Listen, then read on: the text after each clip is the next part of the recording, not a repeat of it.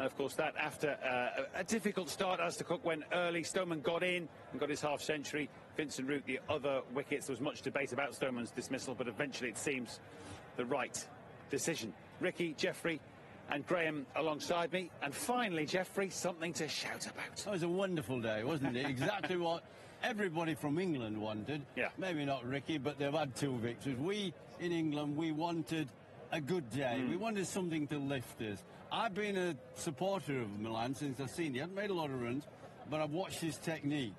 And when you're going to play the quality bowlers, and they are a quality attack, you need a good defence. You've got to be able to let the ball go. You've got to duck the bouncer. You've got to play tight on the back foot, get forward. You've got to move your feet. You've got to know what to leave. And I've liked what I've seen, and I'm pleased for the lad because he showed me in Adelaide particularly, he got stuck in, but he's got some heart, he's got some bottle, he likes the fight, he's up for the challenge, and you've got to be. And then he has his range of shots. Maybe it's not quite as expansive as others, but you need to know your own game. And he's still young in Test cricket. What is he, 8 Test matches? He'll get better. You'll improve. We all do. Nobody starts off as a genius player. You have to earn your right.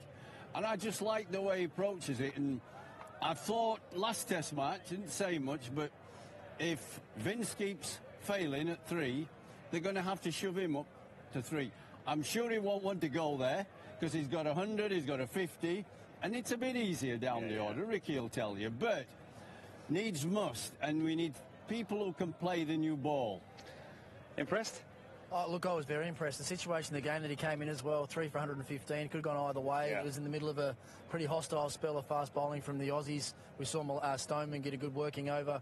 Joe Root, unfortunately, got that tickle down the leg side. But when Milan came in, he wasn't just going to sit back and let the Aussies bowl at him. He took on the short ball early on when they overpitched. We know how strong he is through the covers, but he seemed really composed all day. Absolutely. Even when the Aussies had their tails up, he was very composed. Of course, we showed this morning the leading run scorers in the series. 3 Aussies at the top. Well, obviously now David Milan has forced his way to the front, as has Johnny Bairstow now made his way into the picture. And Swanee, from a point of view, if you think about the first 2 tests, a centurion each essentially made the difference, didn't they? Steve Smith in Brisbane, Sean Marsh in Adelaide. We were crying out for one, we got one. Absolutely. My palms were so clammy by the time he was dropped in the 90s. Yeah. Oh, no, come on.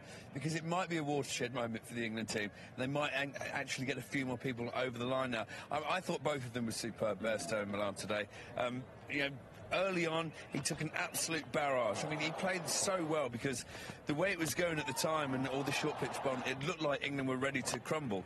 But he came in, he was very confident, he showed some bottle, as Jeffrey said, and he rode his luck at times a little bit, but he earned his luck as well. And I was just impressed with him all the way through. Ricky will tell you, up front against good bowlers with a new ball, I don't think there's anybody that doesn't occasionally play a miss. You know, you play a ball, you think, oh, I shouldn't have played that, or you go for a hook and it doesn't go where you want. Well, you've got to forget it. That ball's gone, and if you get a bit of good fortune, you make it count. That's the difference between the quality players, the really high-quality players. Yeah, well, Ricky, as Jeffrey said, he picks his shots, he perhaps knows his own strength. That's a strength in itself, isn't it? Absolutely, yeah. Being able to put the last ball behind you and get on with the next one is the difference between, as Jeffrey said, the good and the very, very good. That was one there that was the first ball with the second new ball. You see just a little bit of late swing, and as Adam Gilchrist highlighted on the coverage, Cameron Bancroft just standing way too close there. There's no need to stand that close in Perth. The ball carries through forever with the new ball. But that's his strength. That's what I like to see today. He moves beautifully into the ball to hit the cover drives, and that is that special moment that he will never, ever forget, and no one can ever take away from him. Yeah, fantastic. I think he's on his way for a chat, actually, which will be delightful when he gets here. In fact, I think here he is. Bang on cue. We've just been watching your ton. Thank you very much. Cheers, yeah. Cheers, mate. How does that feel? Yeah, over the moon, to be honest. Pretty emotional about it. You know, it's not every day you get an opportunity or score 100 for your country. So, yeah, look, I was very emotional out there when I hit those runs and didn't really know what to do after that, to be honest. So, but no, it was, you know, it's a great feeling, especially with the way the tour's gone to sort of, you know, get us in a good position for tomorrow. Yeah, we thought it's great. It's a nice subdued celebration. He hasn't finished yet. Actually, he didn't know what to do. Let's have a look at the moment, because it's always nice to relive those moments, to get your thoughts on what was going through your head at the time. Oh, I was trying to run too there, to be honest. I was trying to make sure I didn't realise I hit it that well. But Yeah, you know, when you're in the 90s, you start thinking a bit ahead of yourself, and, you know, after I nicked that ball and got put down, you know, it sort of put me back in my box a little bit and started watching the ball a bit harder. So, yeah, look, it's a great feeling. I can't really explain it still, but, yeah, look, I'm over the moon. It means a lot, I would think, to not just you, but to the England team. Been under the cosh for perhaps some self-imposed reasons, but obviously cricketing reasons as well. We've just talked about the fact that in Brisbane and Adelaide, an Aussie centurion has swung the match. So this was important. It was, yeah. We've made the headlines for the wrong things, and the only way to sort of put those things to bed is to win games of cricket. And, you know, we're in a position now where we've sort of got a one foot in the door, and we need to capitalise on that tomorrow. You know, the other games we did lose and we lost comprehensively, but there were times in the games where we were on top, and, you know, Australia put their foot down in those crucial moments, and we weren't good enough in those moments. So hopefully in this game we can make sure we capitalise on the moments that we're on top. And when you first went out there today, the Aussies gave you a barrage of bouncers, and then all of a sudden, 4 wickets down, you started to take on the pull shot, the hook shot. Was that a trigger in your own mind to try and put more pressure on the Aussie bowlers? A little bit. I think, you know, I play the short ball best when I look to play it. You know, as soon as you sort of just look to duck and defend, you sort of get yourself in a bad position. So that's my theory in it. So I decided to sort of look to play it as it gets me in a better position, and then I had a couple of flaps here and there. And, you know, Well, the wagon wheel's pretty comprehensive. You've been round the ground. Yeah, look, I'd much rather face that than face someone bowling 78 miles per hour on a green seamer. So, you know, Don't give all your secrets Ricky away. Ponting. Probably not the spine the camp here, careful. So, well, I'm not sure we're going to get many green seamers out here. No, but true. no, look, it was a good wicket to bat on. I still think there's a lot of runs in that wicket if whoever gets in makes sure they get in. You know, it's not as quick as I thought it was going to be. It's got good carry, and it's very true. So, you know, there's definitely runs to be had, and we're going to have to bowl well to bowl them out when they get their chance. You're just about the wicket. You spent a long time out there today. Did you notice the cracks changing at all through the course of the day? They got a little bit wider, but nothing significantly that sort of stood out that you can sort of go, oh, this is going to make a difference. You know, maybe by day 3 or day 4 they'll widen a bit, but you know, and some of them are a little bit wide. So yeah, there was nothing really that stood out. I was impressed with the way everybody that came in seemed to try and manoeuvre the off-spinner around, ones and twos. It seemed to me, watching, that there'd been a team talk about not letting him tie you all down. That doesn't mean slogging fours, but pushing ones and keep the score ticking. Was that right? Because you played him very well. Yeah, it definitely helps when he's not turning and bouncing square. So, you know, look, I think from the second game onwards, we had a sort of game plan where we looked to put him under pressure and be a bit more proactive. Yes. As you said, it wasn't about running down, hitting for 6 and trying to hit boundaries of every ball, but it was to rotate him, and especially when we have the right and left-hander in, to make sure we get 2 or 3 singles and over, and then make him bowl the bad balls. So Your footwork was excellent. You just went down and just caressed him, didn't you? Not just bashing him, just went down, and so he's not quite sure when you're coming, which ball you're coming. yeah, it's you could sort of see him second guessing a bit. He bowled me a few cut balls towards the later end of the day when he thought I was coming down a bit. So you know, from my point of view, that was nice to sort of see that using my feet sort of put him under a bit more pressure, which is what you want. You have to find a way to put the bowlers under pressure. Played super. Well You don't know how rare that is, by the way. Swanee? David, moving on, tomorrow is a huge day, obviously. What have you got your sights on now? Obviously, Johnny 200 and then 400 or 500?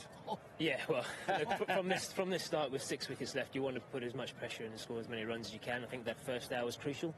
If we give them a sniff in that first spell with Stark and Hazelwood, while the ball's still new, then you know, we're going to be on the back foot. So, you know, I think that first hour is extremely crucial, that we get through that with that same positive intent that we had to score runs and get that scoreboard moving and put us in a good position. And just tell us, as you walked up the stairs, you gave someone a kiss. Who was that? Yeah, my mum and dad flew over, so probably made it more emotional. So so they were in the crowd, and the missus and everyone else was there. So yeah, just emotional time. Fantastic. You can have 20 minutes with them and then get to bed. Well done, mate. Yeah, Well done. The curfew's on. Well played. Thank you very much, David. Fantastic stuff. Fantastic stuff. Played well, eh? Oh, magnificent. You know, I think that moment where England were 4 wickets down, you know, I think we all got a sense from around the ground the Australians were bowling with hostility. It was noisy. You know, they seemed to be appealing every other ball. And I just thought that decision that he made, I thought, you know what, I've got to take a few of these on. I can't just kind of duck and weave. I can't just get hit. We've just seen Stoneman get one on the head. We've seen Stoneman get kind of caught in front of his armpit, a couple of loopers, and he thought, I've got to try and take a risk. And I think at this level, there's sometimes that you just have to tell yourself that the risks are worth taking, just now and again you go, I've got to take something on here. And I thought his decision to do that today just changed the course of the game. Yeah, the point that stood out for me about him talking about playing the short ball is that he plays it better when he looks to play it. And if you look at Mark Stoneman through his innings here today, he didn't look to play it at all, and that's why he's getting so tucked up. When you're looking to hit the ball, you're a lot lighter on your feet, you're agile, you're looking to hit or get out of the way. But I thought his intent today through his innings was outstanding. Well, Johnny played well too. I was going to say, yeah. Secondly, I know the guy's got 100, he's the number one today, but Johnny played really well. Yeah. And for all of us who thought that Johnny should be batting 6, when we know who's not here, ought to be here, Ben Stokes, Johnny will be 7. When Stokes is not here, I think we all think this is ridiculous, putting him down with the tail end. He's a proper batsman. This guy was one of the great players. He saw Johnny play in Brisbane and said it straight away, he's the second best player in the team. And he's an Aussie. Yeah, boys. Now unbroken, so they found one all right, and it's really important now that, as we keep hearing, that first hour tomorrow morning is going to be vital. But at 4 for 305, they've got to be looking at a 500 total at least from here. And all of that, for all of those folks at home that were sound asleep at the time, after a pretty bad start, actually. Again, Alistair Cook tried to move his feet, but eventually got trapped. Well, just look how far back he is on the crease to this length of delivery. It's a full ball, and he's almost standing on the stumps. It doesn't do a great deal. 92 miles an hour, so it's the pace that does for Alistair Cook. You just watch his bat here. He's down late. I've got a funny feeling he's waiting for the short ball. Just put square leg back on the boundary. And you just look his bat there. He's so late to come down to. All right, it's 92 miles an hour, but I've got a funny feeling that he was thinking the short ball was just about to come. So not a series to remember thus far on his 150th Test match as well, 148 in a row. We made a big deal rightly of it. Hasn't gone to plan so far from Alistair's point of view. James Vince got in, played quite nicely actually, Ricky, for a spell. Yeah, 66-run partnership again, and as we saw just before the lunch break when all the momentum was in England's favour, we talked about it in commentary. It looked like he'd just been fighting himself outside that off stump all day. He was short with his footwork. You could see that he wanted to punch that through the offside. Just got a little feather on one, and once again, unfortunate for Vince, caught behind the wicket, which I think is 7 of his last 8 or 8 of his last 9. Can you fix that? Is that a technical flaw that you can address, Jeffrey, with coaching or in your own mind? It's in his head. You see there in my view, watching that, he's got caught in 2 minds. He's going to drive it, and then he isn't totally committed. He's got the length wrong. He's trying to stop himself. But Ricky made the point before I was on, right, early in the morning. With a faster, bouncier pitch, you've got to make your decisions quicker because it's hurrying on to you quicker. And once you have to second-guess yourself or try and change your mind, not against 90 miles an hour, you've had it, you're out, you're gone. And then he changed his mind and got stuck. Skipper, we always expect, perhaps at times too much. He's had a lot on his plate of late, Swanee, but he won't be pleased with this dismissal. Well, it is unlucky. I talked to Borney on air and I said, how unlucky is that? At Perth, I remember Ricky Ponting was getting caught down the leg side against us here. And we said afterwards, like, is this a way of getting out at Perth? Is it unlucky or not? Borney's convinced me that it is, but he was looking great. He really was. And he had the bit between his teeth, and so it was a surprise when he got out. You just see that ball going down the leg side of his bat and you think, thank you very much, don't you? And his head's gone over a little bit, I guess, but that's unfortunate. It's strangled. It just is. We've all had one. It's just a couple, maybe. Well, you come back, are you? I said there at the time, that's probably the worst ball that comes to bowl in the session. He hadn't bowled anything down the leg side. He bowls one down there and gets the wicket. So. Ricky. Well, there is numbers on the screen. They don't teach him how to bat at Liverpool. Oh, steady now. Steady. We've had a good day. Let's not spoil it. Let's not spoil it. There he is. There's his scores. Again... Obviously, he's got the 2 half centuries. We've talked about the conversion rate. He's got in today, hasn't he? Well, you look at England's score, 305 for 4. Yeah. Failure for Alistair Cook, 7, 20 for Joe Root. So you have to look at it and think, without the senior, core of the batting unit, the unit that we keep talking about that have to arrive, England want to get the 450 plus. Well, they've done it without them today. True. Good point. Maybe we've had a good day. Yeah. Let's not spoil it with any negative. We've had a really good day. Quite right. It's usually you that spoils it with it. No, I tell you the truth. When we play badly, I mean, they won hardly a session in 9 days. Today has been our day. We've played well. Yeah, a bit of everything from Mark Stoneman, wasn't there? Again, gutsy. Stroke playing innings. I was impressed with him more than anything for how he started. He looks the senior partner again when he opened with Alistair Cook. He looks like he's played 150 tests at the minute. It was a very positive start. He got some poor balls early on, but he capitalised on them. Driving down the ground was a feature, and he really got off to a flyer. This was all in the first session before lunch. And it was only later on, brought up his 50 really well. It was only just after getting 50, he was dropped this absolute clanger at first slip. Yeah. Mitchell Marsh's first touch of the ball back in the Test team. And then that absolutely thumped into his helmet. And the way he was a bit at sea after this, but this was off the hand of the very next ball. Great effort of a chance, but he stood there and he took it and he didn't back down. But he was just, in the end, that is an absolute snorter. Well, it is, and of course, there's been much discussion. We talked about it at tea for those that were awake at the time about the fact that Alim Dar, once the referral was made from a not-out decision on the pitch, Alim Dar looks at the snick. He saw that there's a snick as the ball passes the bat or the gloves. Yeah, but Matt, from that angle, you don't know whether that's come from the top hand, the right hand, which is on the bat, or the bottom hand, which is off the bat, which wouldn't have been out. Yeah. And this is where the confusion came. This is why we saw Joe Root and Paul Collingwood saying, what's going on? You know, it wasn't until, what, 4 minutes after? Joe's unhappy. They made him wait at the rope. And then we eventually saw this, which you all felt was conclusive. Well, I think that's conclusive. I think that hits that right hand. But Alim Dar made his decision having not seen that. Yeah. And that is the problem, that Alim Dar made the decision. He overturned the on-field decision, which was not out. And the evidence that Alim Dar got, I don't think was conclusive to overturn. But once you see that which came after, you'd have to say that the right decision in the end was made, which was out. Yeah. Well, at the end of the day, he guessed it. He made a decision without the right camera angles to back it up. And luckily for him, it went his way in the end, and the right decision was made. So he got lucky with the decision. Well, the art of a third umpire is not to guess. No. Otherwise, what happened? The guys on the field can guess. Well, it's got to be conclusive. Exactly. Aren't they? Jeffrey, do you have concerns about that?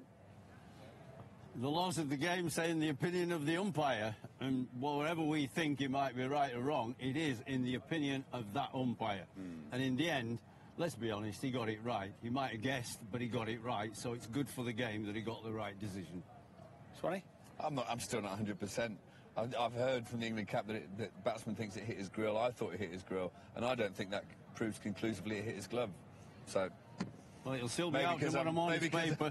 Maybe because I'm so English, I want to see it from an English point of view. OK, let's get an Aussie perspective on the day. Tim Payne, the wicketkeeper, is with Ali Mitchell. Well, at 131 for 4, it looked like it could well have been Australia's day, but partnership Tim Payne seemed to turn things on its head. Yeah, it did. They played really well. Obviously, the wicket's really good, so we can take some confidence out of that. But, yeah, I thought they both played really well. We probably let ourselves down with our catching a little bit, but credit to England. They had a good day. I know Steve Smith said at the toss that he would have liked to have had first chance to bat as well, but there was actually a lot more in the pitch, possibly bounce-wise, than any of you were expecting. Oh, yeah, there's a bit more pace than there has been this summer for Shield cricket, but there wasn't a hell of a lot sideways and not a hell of a lot of swing, so it's a good batting wicket. As I said, we would have liked to have held a few more catches, but yeah, those two played really well. You held a few yourself. Have you ever had to be quite so athletic behind the stumps? Yeah, I had a bit of work to do today, but that's probably, again, just a sign that we probably didn't quite hit our lengths today if I'm diving around. But, yeah, look, we're confident tomorrow if we can come and take 2 quick wickets. We've seen what we can do to their bottom 4 in the first 2 tests, so we can turn this game really quickly. Malan and Stoneman in particular really had to come through a very hostile spell from Josh Hazlewood. Have you seen him bowl with much more hostility than that? No, I haven't. He's been, I suppose, renowned for his accuracy and his bounce, but I thought his pace in the last 2 test matches in particular has been really good, and when he's bowling like that, he's hard to play, and that spell, particularly to Stoneman, was as good as you'll see. That Stoneman wicket, it seemed as if on the evidence that the decision was overturned on was not particularly convincing at the time, but actually you guys all went for the review pretty instantly. Yeah, straight away we thought it was out without doubt, and from what I don't know, the replay I saw looked like it hit his glove, his top glove, so yeah, we were pretty comfortable that was out. What sort of score will you start to worry about, given this pitch, given the total that England are already on, and an unbroken partnership going into tomorrow? Yeah, I haven't thought too much about it, to be honest. I think, as I said, if we can get 2 early wickets tomorrow, we've shown what we can do to their bowlers, so we can turn this game really quickly. But, you know, I think some big scores have been made here in the last few test matches in first innings. So, you know, I think if they start to push up over 500, they've done really well. That's a long way off. Tim, thanks for your time. Good luck tomorrow. Cheers. Still pretty chirpy, the Aussie wicketkeeper. And actually, when you think back to the start in Brisbane when he missed a bit of a dolly in that first test, he's actually kept very well, Ricky. Well, all the controversy around Stoneman's dismissal today, we haven't even talked about his catch. I mean, that was a terrific catch behind the stumps. As he said then, he felt the bowlers probably didn't hit their lengths as well as they could have, and the line was a little bit off, hence him having to be diving all over the place. But look, everyone in Australia that's seen him play know how good a gloveman he is. I think he's sort of reinforcing that to everyone over the last 8 or 9 days, and he looks at home with the bat. So it was a gutsy decision to name him in the first place, but I think it's been justified in the series so far. Yeah, here his catches from today. That one obviously routine, but I think you rightly point out he's long been recognised, injury apart, that he's perhaps the. I mean, Gillian Collins was saying even that one down the leg side to Joe, he makes it look easy because his footwork. You know, he's very nimble on his feet. He's moving around the crease. I know very little about wicket keeping, but I know one thing, that when you're not mentioning the keeper and you don't talk about him, you know he's having a very good time of it. Yeah. Let's have a look at the Australian bowling figures, Swanee, because Vicky made the point about them perhaps straying line and length. They were hostile at times, but did they miss their spots today? Well, I think they had that one period, when they went short and they went very hostile, and it looked like England were going to crumble. When they didn't, they then didn't get their lengths back. They were either too full or too short and wide. Nathan Lyon, I think, did a good job. He only went for 61 from 19, and that was with England trying to dominate him early on. So I think he actually bowled well again on a wicket that's offering nothing to the spinners whatsoever. So I don't think Australia bowled well today. I think when they had England on the rack, but I think you've got to put that down to Bairstow and Malan. They really fought back and earned the right to score runs, as the guys are always saying. You know what I'm going to say now, don't you? Not about tomorrow. David Malan said it already. We don't need to say it. True, he's nicked my line. But listen, from an Australian point of view, it's easy to say Tim Paine. Obviously, it's the obvious thing. You take on back, get a couple of wickets tomorrow, it changes the picture. It's easier said than done, I guess, on this pitch. Well, if Australia want to win the game, they have to do it now, basically. I mean, they're 4 for 305. By lunch tomorrow, they're going to be around the 400 mark. 6 in the shed, a couple of recognised batsmen to come, or decent batsmen to come. So if Australia want to win, that's what they're going to have to do. And I think they are going to have to bowl a little bit better than they did today. With the brand new ball and Stark bowling really full, he has looked dangerous. Hazelwood's looked dangerous when he's hit his length. But I think Stark, if I can be negative against him at all, I think he just gets a little bit too carried away with the really full stuff. The really full balls don't get great batsmen out because they've got time to adjust. It's that knee roll length where there's a bit of shape and then you get done off the wicket. They're the sort of balls that bring you undone. So if I was the bowling coaches tomorrow morning, I'd have him out the back in the nets trying to hit that 5 feet, 6 feet from the stump sort of length and work on that.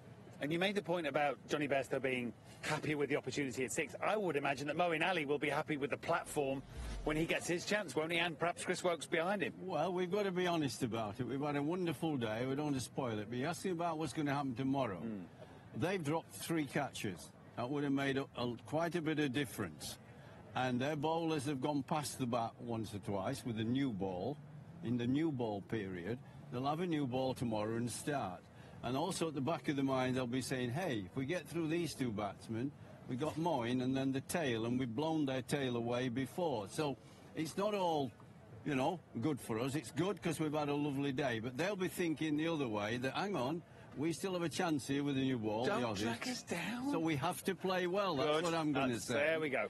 We can't just come out and say I'm 100 and play shots. We have to think it's a new ball. There's the context of the great run scorers individually here in Perth. He's already on the top 10. How much further up that list might he go tomorrow? I think if he bats as he did today, there's no reason why he can't go. I mean, there's a Broad at the top of that list already, so why can't we put another one on there? He's due. I love your optimism, but let's not get carried away. No, I just think you shouldn't look into. Of course, you're going to have to play well again tomorrow, but England need to win this Test match, so they shouldn't be thinking about 350, 360 and worrying about the tail. Say to these guys who are in, you carry on, you double up, you get your big daddy hundreds, get us 500, and then let us go and win this Test match. What score takes defeat out of the equation for England? 500? I think so, yeah. I'm not a huge statistician, but, yeah, I imagine when you bat first and make 500, you're not going to lose too often. And the reason I asked Malan post-game about the cracks in the wicket is if it's not too hot through the course of this game, which the forecast is not supposed to be, then come day 4 and day 5, this wicket might not break up too much. So that's why I was interested to see if they do get 400 or 500, then Australia can still stay in the game. And if they have to chase something in the last innings, the variation and bounce doesn't change much here. All that changes is those cracks open up and you get some sideways movement. So We played a game against South Africa where they chased 414 in the fourth innings of the game on a real flat one where it wasn't hot and the wicket didn't break up. So, but saying that, there's some hard work to do for the Aussies before they even start thinking about the last innings of the game. What it's done, obviously, today and I think tomorrow, it's re-energised the series, hasn't it? The downhill slope away from England has just started to level out a touch. Well, at 131 for 4, I really feared for the whole series and the England side. And what that partnership's done, it's made that dressing room a happy one, a positive one. They arrive on day 2 having won another day. They won day 4 at the Adelaide Oval, so they've won 2 days in the series so far. But you don't win Test by winning one day. They've got to come back tomorrow and win the second day's play, have a really good, strong day, and just see what Australia are like when they're under real pressure. With 500 on the board, 450, 500, give Jimmy Anderson and Stuart Broad and Chris Woakes and Overton more time in that dressing room resting up. Probably the happiest group will be the bowlers. Right. Had a full day, just sat there watching the batsmen play properly. So that dressing room will be delighted. When it comes, can they bowl Australia out on that pitch? They've got to believe they can. Whether they can will come down to whether they get their lengths right, whether a senior player steps up, and I believe whether Moeen Ali can step up to the plate as well. I believe they can. Well, you like Moeen when the odds are a little bit more in his favour. If he's got something to play with, he gets his dander up a little bit more. I think so, yeah. I think if he gets a wicket early on, if he gets some support, if he gets a lot of people pumping his tyres up, patting him on the back, you shouldn't have to do it, but some people do need a good arm around their shoulder, and I think Mo's one of them. Confident? Ish? No. I want to see what happens tomorrow. Right. We're talking about 400, 500. I'd like to hope we're going to get 400 plus. But, you know, you never know where we are in the game till both sides have batted. There you go. We've had a good day. We've had a good day. Really good day. We're hoping